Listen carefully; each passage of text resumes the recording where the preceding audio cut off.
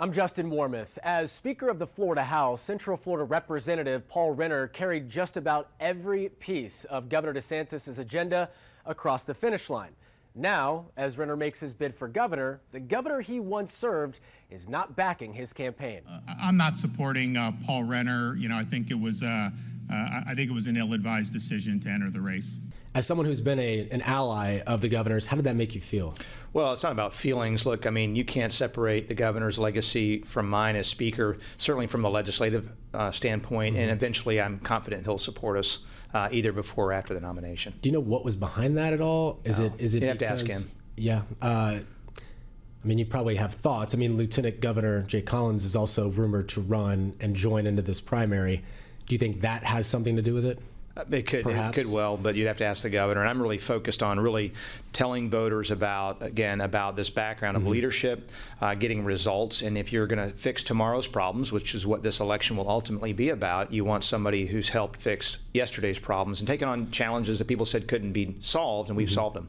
As for those challenges, the state's unaffordability is a central focus of Renner's campaign. And like the governor, he wants to see property tax reform and possibly eliminate the tax. We have places here in Florida that have had astronomical increases in property tax, well beyond, and this is the point really, is beyond people's income to keep up. Government should never grow faster than our income to pay for it. Yes, there's things are more costly for government as well, but we should make sure that's going in pace with people's income, and that's not the case with property taxes. So we need to roll that back and let people catch up a little bit because they're getting crushed. Renner was also instrumental in passing the legislation that expanded school choice. Critics of the voucher program say that's led to a drop in enrollment and, in turn, a drop in funding for public schools.